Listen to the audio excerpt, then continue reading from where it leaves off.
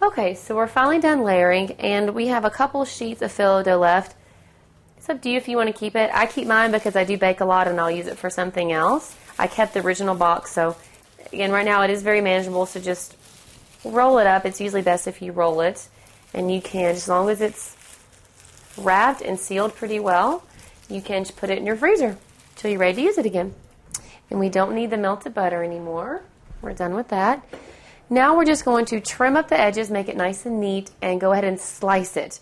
Later, we will be pouring something over on top of it, and the slicing, first of all, you'll need to have it sliced so you can eat it. And also, when you pour our mixture on top of it, which I'll show you how to make in a second, it'll seep into every part of it and get it every last bit nice and rich and moist. We're just going to trim. That doesn't really look like it needs trimming, but... Wait for me.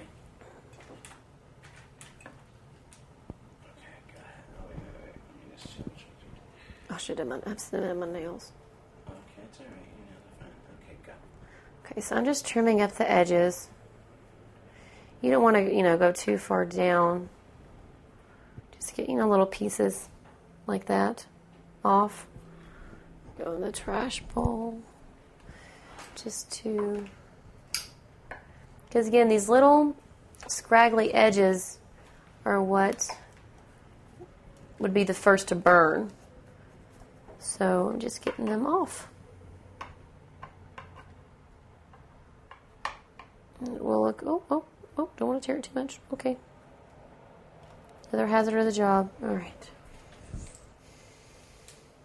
If it does that where it kind of gets kind of crazy there on the edge, I might brush it with just a little bit more butter just to make sure that it's nice and moist and put together so it's not too dry on the edge.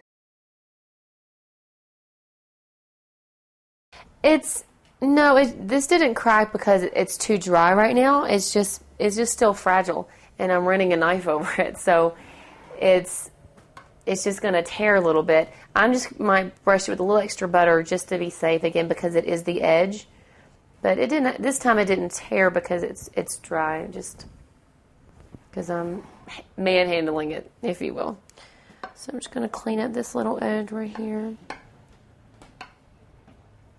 This also keeps it nice and pretty. Let's see, that's actually pretty good. Yeah. Okay, so the edges are trimmed up. It doesn't take long. And you can cut this any way you like. The traditional way is in triangles. That's how I've always done it. But if you like something in the shape of an elephant, knock yourself out.